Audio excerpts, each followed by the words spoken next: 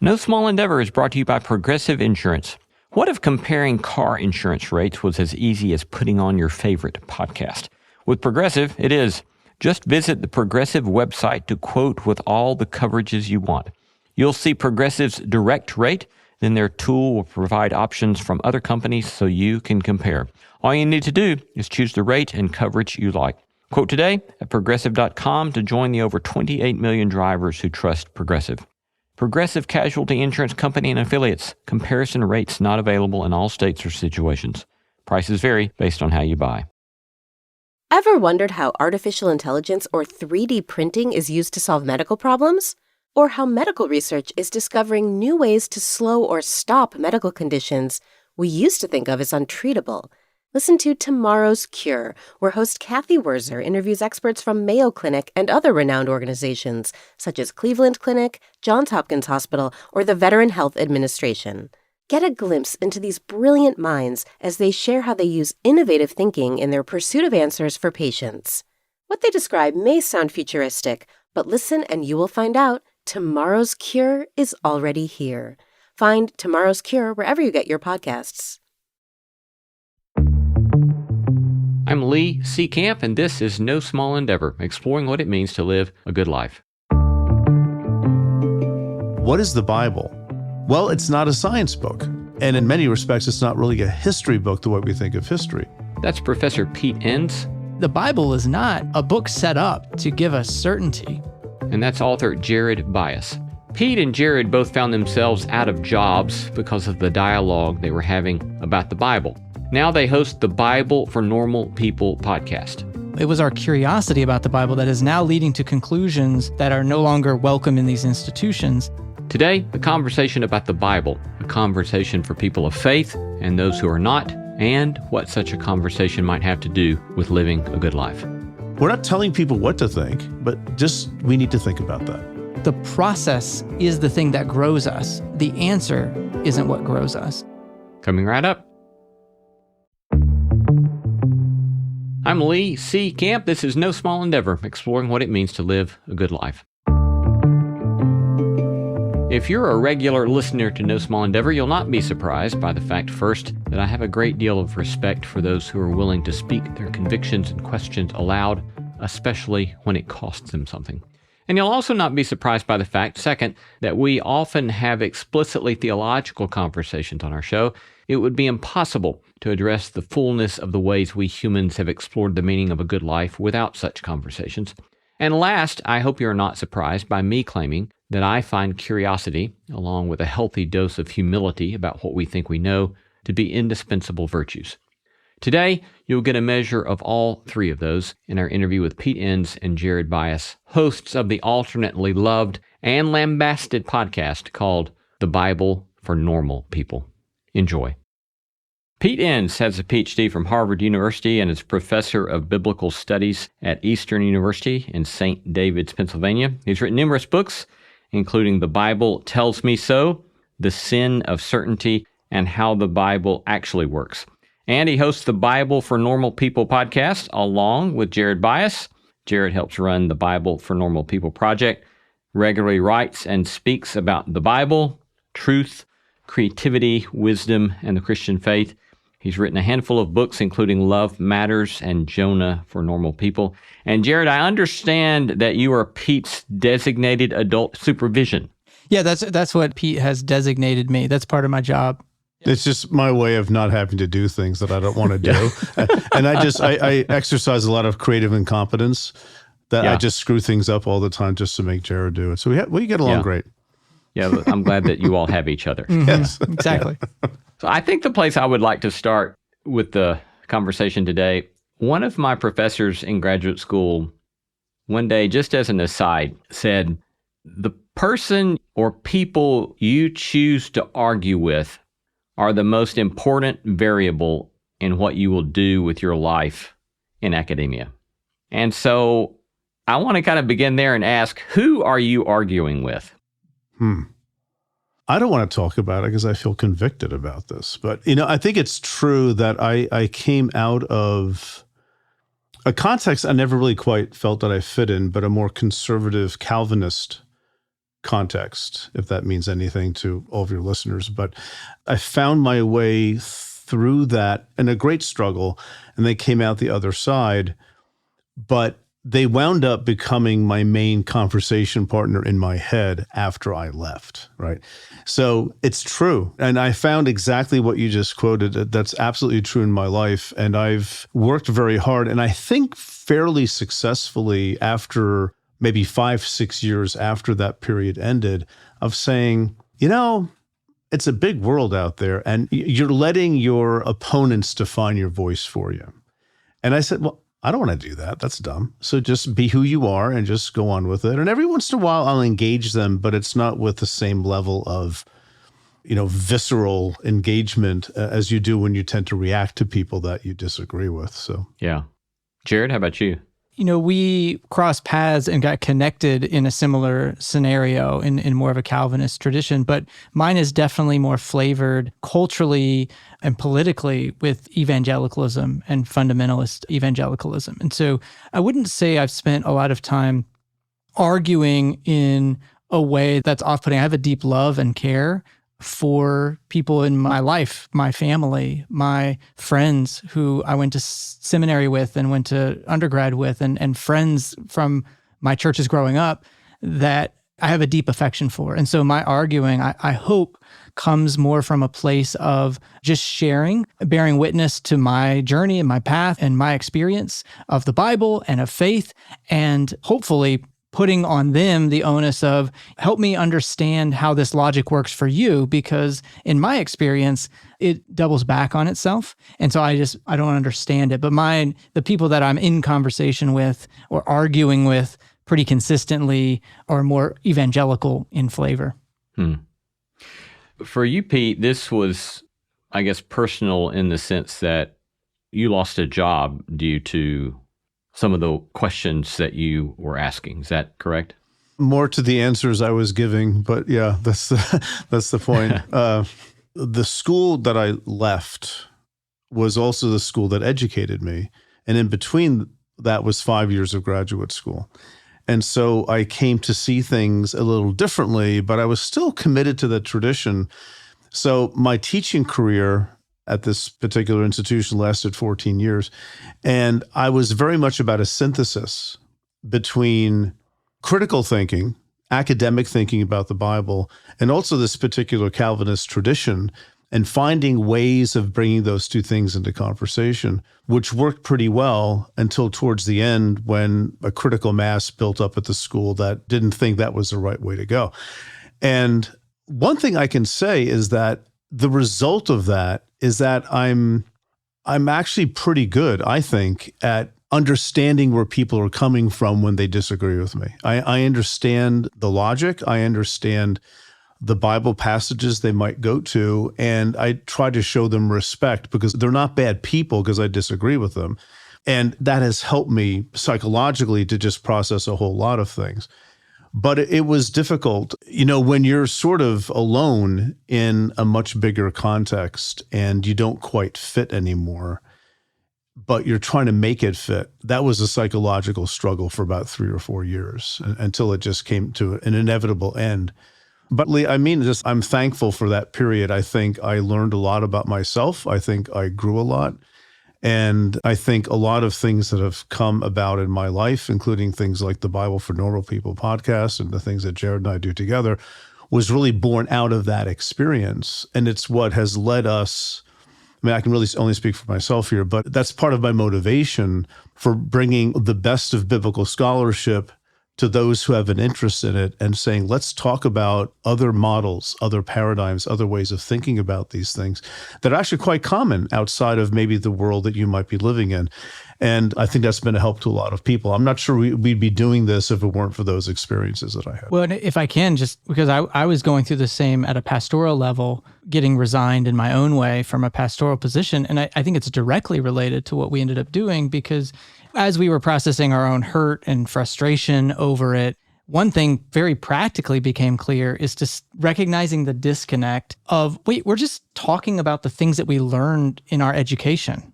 These are things that our professors taught us about what the Bible is.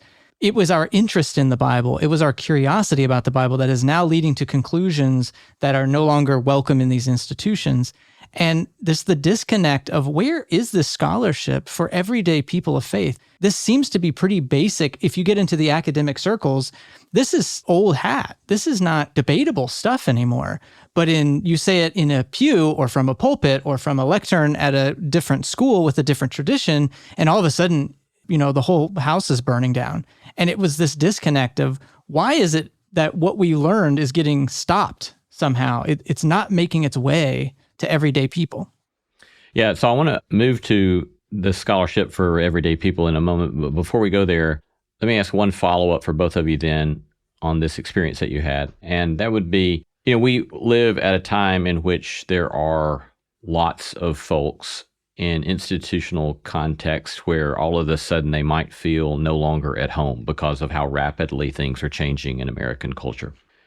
And that being the case, given your experiences, what would you say are things that you learned about being in a time of transition like that, where you're trying to sort through how do I speak up, push back, speak my mind when I know this might really cause a lot of problems? What did you learn about that process, and what did you kind of take away as practical wisdom in that regard? I think for myself, it was about learning to have the integrity to speak your mind, but trying to speak your mind well in ways that could still potentially build some bridges between people. That's hard to do when one thing Jared and I will both share is that there was an income involved. This is the problem where, you've been teaching someplace for a while and all of a sudden you're on the outside looking in. The goalposts have shifted and you're no longer on the playing field. And that's a factor that comes into play for everything that you were alluding to. All these stories of people losing jobs at institutions or, they're educated someplace really good and then you come back, but you haven't changed, have you? We just want you in our catalog with this degree and stuff like that. So it's a complicated matter, but yeah, I don't know. Jared, what do you think? Mine is, very practical. I had a couple of guiding principles through times of transition.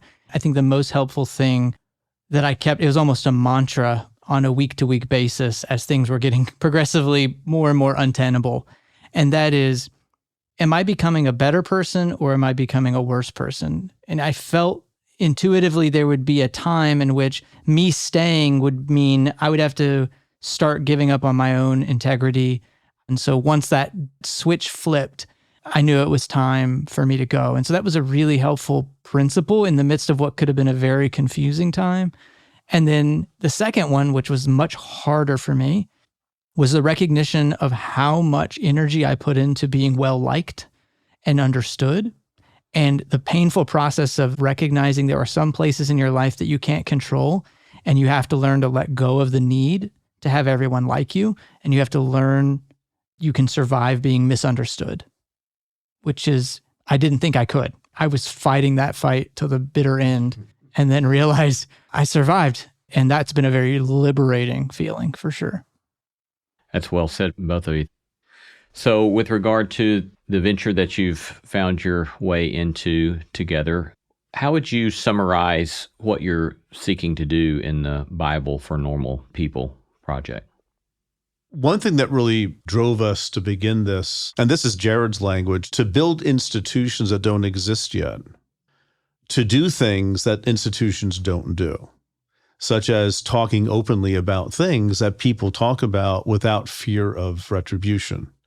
Another way of putting that is creating safe space for people. And we've always wanted to build a community, and we have it. We have a very active community at the Bible for Normal People. We have people on staff. It's not just Jared and me. And I was terrified of just being a lone ranger the rest of my life. I want to be part of a community, and that's much bigger than myself. So I think that's what we're trying to do, and to bring the breadth of scholarly thinking on the Bible to people who are at that place where they're saying, I keep hearing this stuff in church or on TV or whatever. It's like, it just doesn't make sense to me. Oh, well, I guess I'll throw the whole thing out. It's like, hold on, just put the brakes on, pump them a little bit here. So there are people who've been thinking about this stuff for literally 2,000 years and more. And a lot of thought has happened. And in the modern period, we've had to deal with things like science or archaeology, things that people haven't had to deal with. All that stuff is raising to the surface questions about the text that challenge our paradigms, that challenge our inherited faith. And our approach is we need to talk about that. That's it. We're not telling people what to think, but just we need to think about that. Mm-hmm. Yeah, and I think the summary, the questions that drive us that maybe summarize that is we're constantly asking the questions, what is the Bible and what do we do with it? Those are really the two questions that drive everything that we do.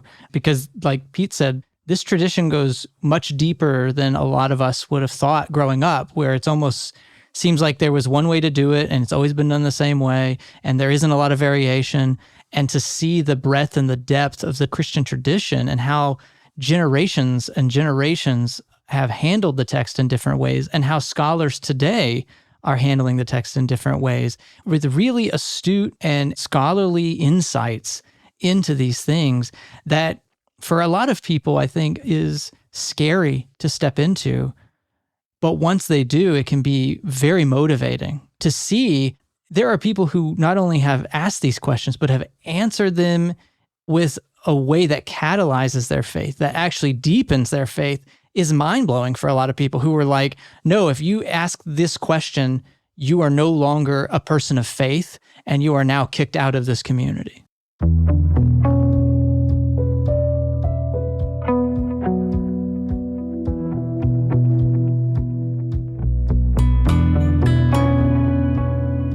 You're listening to No Small Endeavor and our conversation with Pete Enns and Jared Byas of the Bible for Normal People podcast. I love hearing from you. Tell us what you're reading, who you're paying attention to, or send us feedback about today's episode. You can reach me at lee@nosmallendeavor.com. You can get show notes for this episode in your podcast app or wherever you listen. These notes include links to resources mentioned in this episode, as well as a PDF of my complete interview notes and a full transcript.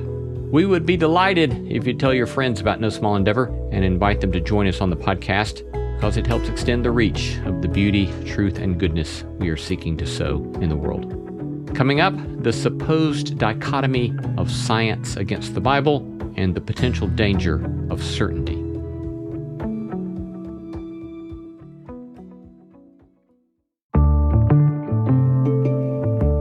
Talk to me about, say, contemporary science and ways you see the need for honest, open conversations that perhaps are not allowed in given places. Well, not everyone's in love with us for doing this, but the question of cosmology and biological evolution, these are things that from a scientific or anthropological point of view, they don't fit with the biblical model. And the Bible has its own model, creation in 6 days, and then Adam out of the dust and the woman taken from his side. And that's how creation is. And those are stories that are just potent theologically and helps us understand what the ancient writers, how they believed and why they believed what they believed. And in that sense, just from a historical point of view, I find it very fascinating. But of course, the problem is that, well, if the Bible says this, and science says this, how can you talk to each other? And these questions have been on people's minds, and they're not going away. And with quantum physics and other sciences, and neuroscience, the questions keep getting bigger. And I think our universe is getting bigger. And the Bible has a smaller universe in that sense, literally a smaller universe. So the age-old question of Christian and Jewish faith, how can we stay tied to the tradition while at the same time recognizing we're dealing with things that the authors of that tradition never envisioned? How can we have the conversation? And that is a conversation. That's not a matter of laying down dictates. It's a matter of thinking together and reasoning and trying to understand. And that is very threatening for some people. We're trying to make that a little less threatening because we think it's one of those vital questions that we have that Jared said, what is the Bible? Well, it's not a science book. And in many respects, it's not really a history book the way we think of history. Why do you say that? Well, because the human drama has gotten to a point where we've experienced certain things, and it looks like Genesis looks like some stories we see from other parts of the world in antiquity that we wouldn't call that history, so why call this history? We wouldn't call that science, why call this science? That is a very threatening idea for people. But the fact that it's threatening doesn't mean it's wrong. It's just threatening. And the question is, how do we talk about that threat? We need a theology that can address where we are now and where things are going. And rather than that being a threat to faith, that is what faith is. It's engaging your world with a tradition. And our tradition happens to be the Christian tradition. And there is an awful lot, as Jared was saying before, 2,000 years of interpretation. There's an awful lot there to draw on. I mean, one quick example is St. Augustine, who lived around 400, talking about Genesis chapter 1, and I'm paraphrasing him, but he basically says, you got to be crazy to think this is literal. And if you think that, just don't talk in public because you're making the rest of us look bad, right? That's essentially what he says. And that's part of the Christian tradition, is to talk like that. And to think that Christians have never thought about the biblical story and the world in which they themselves live and the tensions between them. That's what drives Christian theology. It's trying to make those things work. And we're just doing it in a very acute way, I think, with some of the challenges that are before us today, scientifically and historically. Jared, any commentary on that? And the only thing I would say is I think what we're trying to do at the Bible for Normal People is actually a small slice of that, which is also a third millennium approach to the text, to the Bible, because we have some friends and colleagues in more what we'd say mainline Protestant denominations. They're good with the like, yeah, we need a new theology. And then you sort of say, okay, but what do you do with the Bible? And they're like, oh, I don't know. We don't really do anything with that because we don't really know what to do. Like that was back then and we know how to theologize now, but we don't really know how these two things tie. And I think we're both, and maybe I don't want to speak for you, but I think we're both getting more and more passionate about helping people see what it means to have a Bible that is part of a tradition and to see that the Bible itself models it and to see that it is a continuous tradition and development through these centuries. An evolving tradition, It's an evolving tradition. And I think because of our exposure to the Jewish tradition through, academic settings and otherwise, we see that this is possible. I mean, Jews just tend to, at least in a scholarly and I think probably in a very practical, cultural way, just do this better than at least the Christian traditions that I've been a part of. We get blamed a lot for causing people to leave the faith. And we're like, actually, we're trying to scoop them up after they left because you told them it had to be this way. And that way just doesn't make sense to them anymore. And we're trying to say, no, you're not alone. Look at all of these ways that people have been Christian as it relates to the Bible over the centuries. Pretty sure you're going to find a home here if you want it.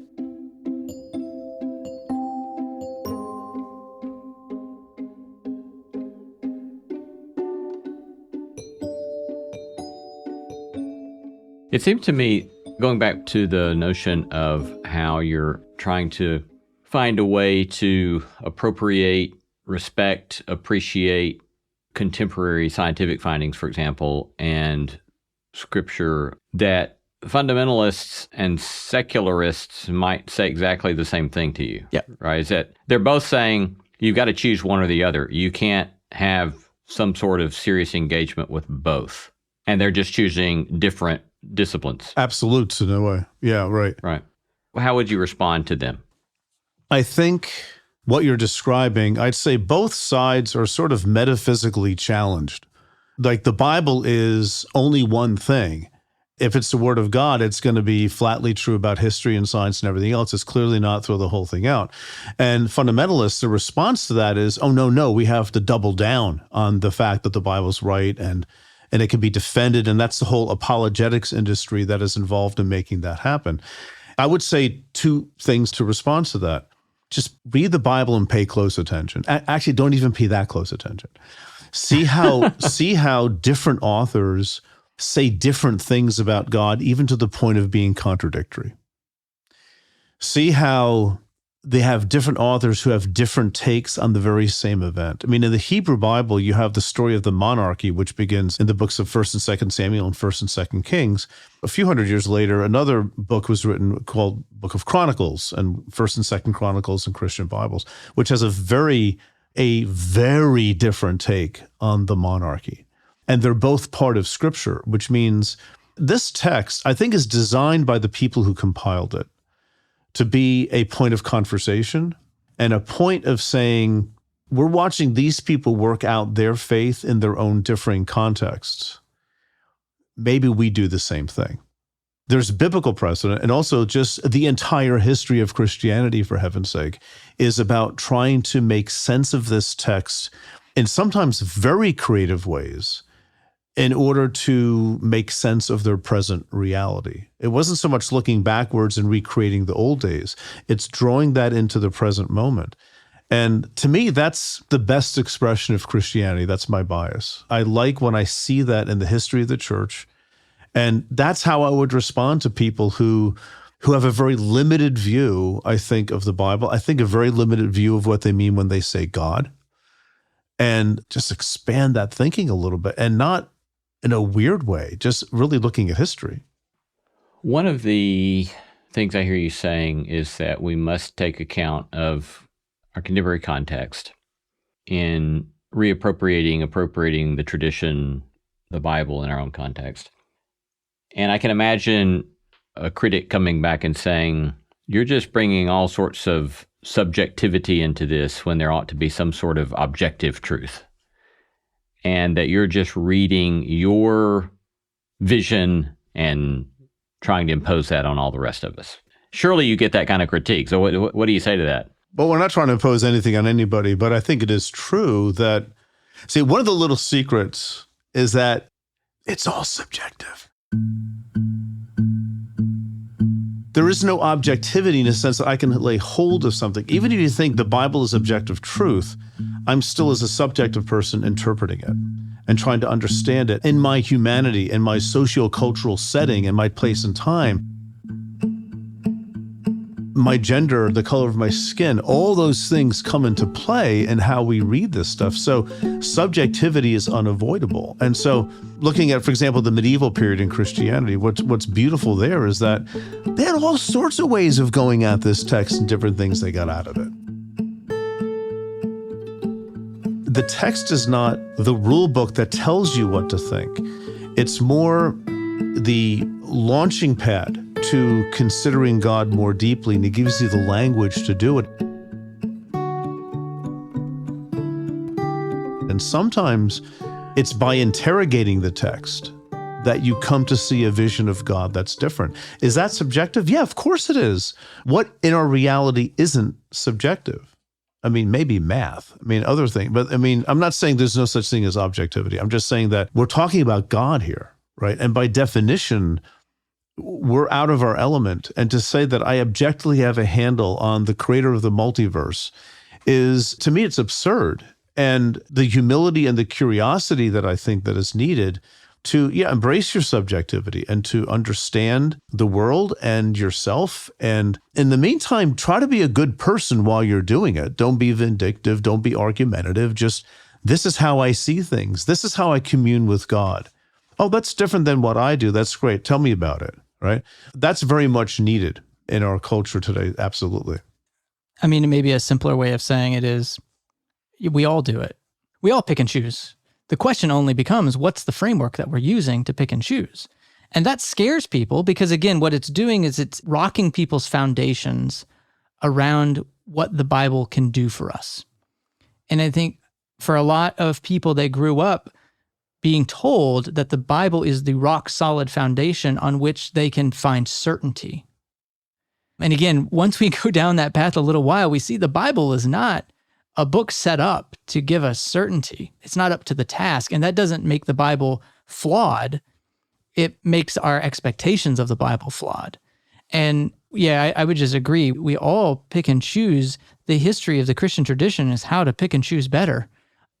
So I want to talk about certainty, but before we do that, let me ask a question about what appears to be an increase in anti-science thinking among some Christian circles. What are you seeing there? What frustrates you, concerns you? What are possible antidotes to that? You said you wanted to talk about certainty later, but I don't know if you can really talk about this without talking about certainty, because I don't think people are anti-science. They are anti-having their feelings of certainty threatened. And it's powerful. It's a powerful drug. And I think we all want it. I think we've had this conversation so many times with people in our community who are like longing for the days when they felt certain about things. Like, I didn't wish this upon myself. I didn't wake up one day and say, I'd love to have my foundation of certainty, Can't wait my for that place in the world, what I know to be true, shaken to its core. That would be great. But yet here we are. So I agree. I think it's very hard to penetrate that for people. If people feel they have this certainty, and to be honest, I think there's a psychological dimension of defensiveness where you kind of know it's a little precarious, so you're even more threatened by it if somebody starts poking holes in it. People who really are certain or secure don't usually get that defensive and on the attack when you start poking at it. I don't think people are anti-science, and I think they will only resist it when it threatens their sense of certainty. You remind me of something, a conversation I had with a friend a long time ago. Talk about, well, why do people react? The same question you just asked, why do they react? And I said, I think they're just afraid. And he said, I think what they're afraid of is that they will lose the sense of certainty of knowing what will happen to them after they die. And at first I said, that sounds too specific, but I've thought about it over the years. I think there's a lot of truth to that, because when you have a system of thought, the foundation of which is a sacred text, that you believe is certain. And part of what this text tells you is that in this life or the next, God will never leave you. And there is a place for you. Death is not the end. Now, I happen to think death is not the end. But the point is that if that's your system, and it's rooted in an inerrant text that makes no mistakes, when you start poking holes in some of these stories, like the Genesis stories or the Exodus or something like that, it's logically, well, the whole thing's going to fall apart, and I'm losing my sense of certainty. Another way of putting this, I think what's being addressed here is the deep existential fear of the fact that we're going to die. And the Bible gives us an answer to what happens. If you believe, blah, blah, blah, you can't question anything. You just have to believe, and then you're safe. I cannot not think about a key moment for myself in seminary when I remember being in a season of grappling with various questions of scholarship and science and so forth. I wondered what I was supposed to do with this refrain I used to get in Alabama growing up. And it was where the preacher used to say, you got to know, it's right. And he would just say that over and over again. And then finally, one day I'm struggling with this, and I finally say out loud, in this kind of meditative moment, I don't know I know any damn thing. And so it was just a huge turning point, because then I had to decide, okay, what do I do on the other side of that, right? And what I hear you saying is you want to make space for people who realize that's not a way forward. And part of that is also bringing God into the picture here. If we don't think of God as retributional or vindictive out to get us, that if we get a wrong answer on the theology exam, God's going to zap us. What if God respects the journeys that we all have to take? Like Jared said before, we didn't get up one morning and say, yeah, let's undermine something and make people's lives miserable. We're trying to act out of our own humanity and out of our own integrity. And if God exists, I think God has to understand that we're human beings. And I can't help that I was born in a scientific age. Maybe it would have been easier 1,000 years ago, but here I am, right? And the God thing has to engage our reality. And I know many people like this. I teach at a Christian college. Young people, they don't want anything to do with some of this stuff anymore, because those models of faith, they don't address their reality. They don't address what they experience every single day. They're told, no, don't look at that stuff. Go over there, be under glass, and everything's going to be okay. And I think ultimately they're both fine. But the thing is, one is living their life without fear of God zapping them, and others are living in fear. Well, and with that, if I can just add that you talked about God being okay with us being human. And I think the idea of certainty within a faith context, and its cousin, the idea of inerrancy, that we have a perfect Bible that gives us that certainty, is, I think, humans being uncomfortable with us being humans.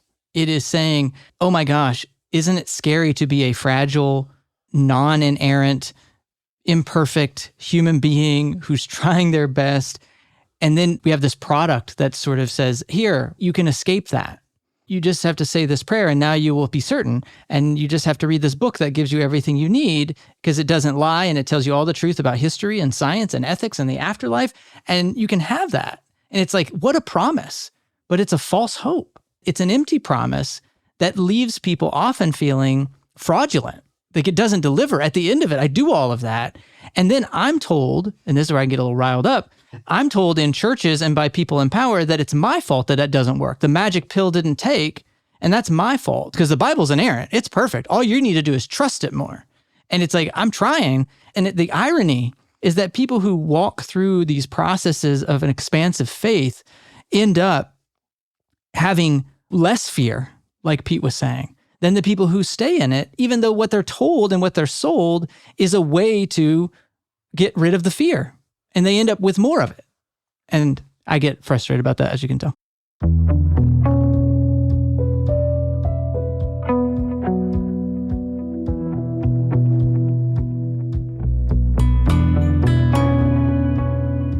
Coming up, short break, but after that, had to deal with criticism and a discussion with Pete and Jared about me finding Pete and Jared reasonably funny.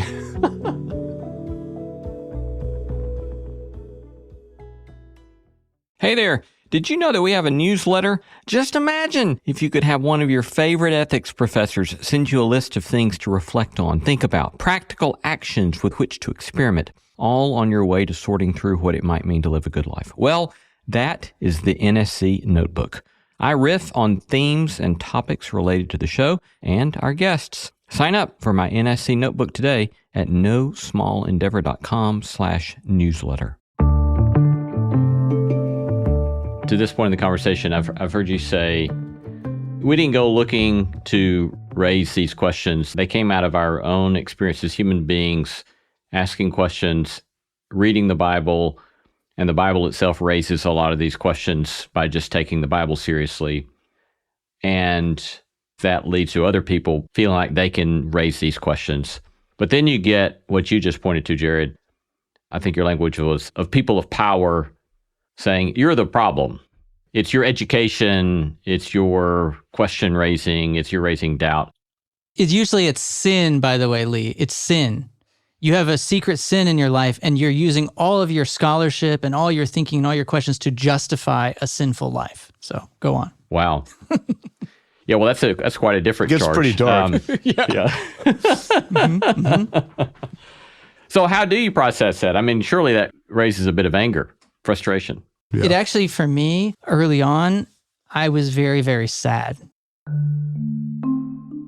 Because again, what a slap in the face to spend your life so passionate and dedicated to this thing that you go to school for it, you go undergrad, graduate school, seminary, you spend your life dedicated to it, your career, you're a pastor, you teach, and then to be told over and over by people you love and care about that you're sinful and you're doing this because you're running away from God and you're doing it to justify sin and all these nefarious motives that get put on you.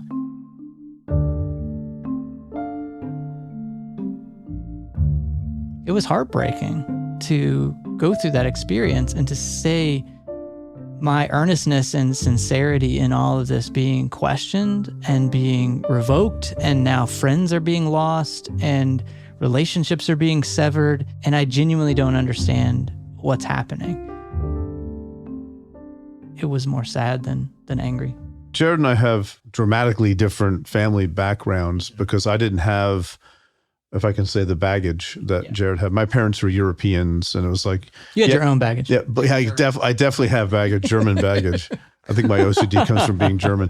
But the attitude was like, we believe in God just only to get out of hand. You know, just don't be crazy. But for me, I mean, Jared too, but I've had some pretty horrible things said about me publicly. I mean, really, social media, you know, this whole thing. So it doesn't get me sad or mad. It's just, why? You know, why is this even going on? And sometimes people say, I can't wait for you to go to hell and to watch you burn. I've gotten that quite a few times. And I try to respond like, so what you're saying is you disagree with me. right? But that's really what it is. And I think about, and I hope this comes across, I don't mean this in a sort of a condescending way, but like, who hurt you to talk like that about a spiritual life to somebody you've never met? And just because they say, I think evolution's true, here's how I reconcile it with the Christian faith, they pronounce with a smile on their face that you're going to burn forever, tortured because of this thought, right? I really do think pity does come into my mind in terms of how I think about people. Sometimes they just annoy me, but if I take a step back, I say, what kind of a life do they have? So if you have had these experiences where you're being under the lash of public judgment, social judgment, shame, wishing that you'd go burn in hell, losing a job, loss of security from social connections, all these things. You've pointed to kind of some of the painful emotions or difficulties of that. And so my question is, what kind of virtues or constructive things have happened in your life because of these difficulties? In no particular order, I'd say one is not feeling like I have to be right when I engage other people. Because when they do that to me, I don't appreciate it.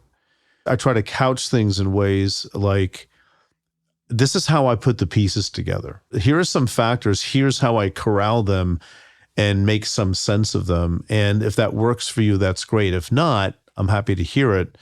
That's one part. I think it's brought me to let go of the need to be certain, right? And to express that certainty to other people. There's some things I am certain about. Like I'm certain that that other way of thinking isn't really Christian. I hope you burn in hell for eternity because I disagree with you, right? But most things I don't know. I truly don't know. I mean, do you know God exists? Well, not in the way that you're talking about knowing. It's not like that. Do you know that you're right about the Bible? No, I don't know that I'm right. But here's how I, in my journey, am putting these pieces together. And it's not for lack of thought. It's not for lack of being put through the ringer for all these years in school and things like that. But I don't think the way I thought in school. Life has happened, right? So I've put the pieces together, and here's how I do it. And if this helps you, that's great. I'm very, very happy for that. And if it doesn't, that's okay. And Jared alluded to something earlier, I think, a Jewish mindset that has done a better job of this than Christians traditionally. And I think that's, on the whole, probably true, because built into the Jewish experience with the Mishnah and then the Talmud and Jewish commentaries on Scripture, it's very dialogical. And you have Rabbi so-and-so disagreeing with Rabbi so-and-so who disagrees with Rabbi so-and-so about Genesis 1:1, and then they just move on to the next verse. Because the problem is, the issue isn't about having the final word on what you're calling God's word. How can you have the final word on that if it comes from God? There has to be layers of meaning and depth to it. John Levinson, who is a Jewish scholar, who's one of my professors at Harvard, said, the difference between Jews and Christians when it comes to the Bible is that for Jews, the Bible is a problem that you get to try to solve somehow. For Christians, it's a message to be proclaimed. You don't have a lot of leeway. That's the message that people hear. There is very, very little room for dialogue or debate because you have to hold on to that sense of certainty. Yeah, that's fascinating. And I've kept thinking about a line from Alistair McIntyre, the philosopher, who defines a tradition as an argument extended across time. Yes. And I find that super helpful, right? It's, are we trying to be a part of something that we just dispense all the answers, or are we actually interested in being a part of a long, extended argument about? And the thing is, Lee, that's the Bible. That's the thing that frustrates me so much. That the Bible, that's why people talk about the biblical tradition, because it's doing that. It's over time. It was written over roughly 1,000, maybe a 1,200 year period, if you include the Christian scriptures with that. You're going to have some differences of opinion. You're going to have developments in thought. And we see that. It's in front of us if we just take the time to look at it. That's always been the way. And do we stop that now? There are people who think that, well, my church pretty much has it right, and I'm not going to listen to anything. Okay, have fun. If we can't talk, we can't talk. But that's spread. And I think it's gotten a bit out of hand, actually, in our country over the past few decades. But to go back to what we were talking about much earlier about kind of the fundamentalists and the atheists, I would just maybe say that there's a different paradigm too, that perhaps the point isn't to get to the answer. Fundamentalists are like, we have the answer. And the atheists are like, look at the history, man. You've been disagreeing for 2,000 years. You don't have the answer. But they're still into this paradigm that the point is the answer. And I think what I appreciate about a dialogical tradition like Judaism and certain strands of Christianity is they realize that maybe the point's the process. Maybe the point is in the dialogue, that we're not trying to get to the answer, but that we find our hope anew in the conversation, that it is more like going to the gym rather than acing the test. And going to the gym requires you to go to the gym. You're not ever done. And like the process is the thing that grows us. The answer isn't what grows us. And maybe growth is the point. So let me switch gears to humor. You guys are obviously reasonably funny. Thank you. Reasonably funny. All right, we can whatever end. that means. We Lee. can end now. Okay, yeah. Well, I want to. I want to be unreasonably funny, but go ahead. I don't want you getting a big head, Pete. Okay. Too late. The Harvard people. Too late. So you're reasonably funny, and I wonder. You've got, for example, your tagline for your podcast, the only God-ordained podcast on the internet. And I do love your mean reviews video segments. Those are delightful. Yeah. So there's obviously, a way in which humor goes a long way in engaging an audience. It's a great communication tool and all that kind of stuff. But I also wonder if there's something deeper here in the sense that, is there a degree to which your humor is a classic case of the medium is the message? I probably would want to think about that. I'm not conscious of that. I've always been a joker and things like that. So it just sort of comes out naturally. And it's a way of disarming what could be a very difficult conversation for people. It's a way of, I think people might listen to me more with what I have to say about things that are potentially threatening. I mean, I'm very willing to see it. Maybe, Jared, you have a very different perspective. That's how I see the role of humor in my speaking, my teaching, my writing. It's a way of helping people not be bored. And maybe it's not an either or, maybe it's a both and, in that I think they're intertwined. And what I mean by that is I think it's very helpful that we don't take ourselves that seriously in a world where that would be very easy to do. Academia, scholarship, look at us. We're very smart. We say smart and important things. Listen to us because we're going to give you all the answers. Like, that's not how it works. And so I think there is the medium is the message, in that I think it's very refreshing for people to hear the Bible being talked about in a way that doesn't take the subject matter or the speakers that seriously. Let's just talk to each other and let's let our own personalities come out as we do that. Let's let this whole thing be as pleasant a journey as possible. Sometimes it's difficult talking about religious things, but other times it can actually be fun to have an insight. Say, I never saw, man, that changes everything. I never saw that before, right? The less seriously we take ourselves, the more likely I think we can have moments like this. And maybe the biblical word for this is humility. I think having a self-deprecating sense of humor, there's an aspect of humility to that where I'm willing to poke fun at myself because I know how limited I am in my understanding of everything.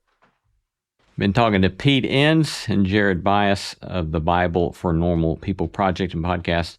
Pete, Jared, thanks so much for your time. It's great to be with you today. Same to you. Same here, man.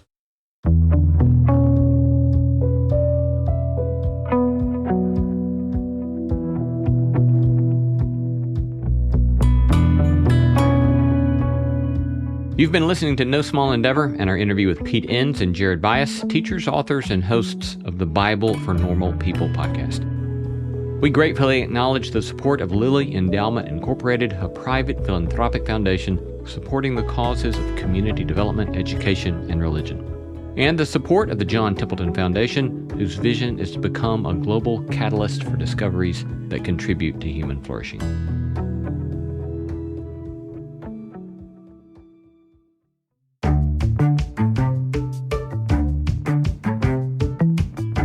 Our thanks to all the stellar team that makes this show possible. Christy Bragg, Jacob Lewis, Sophie Byard, Tom Anderson, Kate Hayes, Mary Evelyn Brown, Carriot Harmon, Jason Sheasley, Ellis Osborne, and Tim Lauer.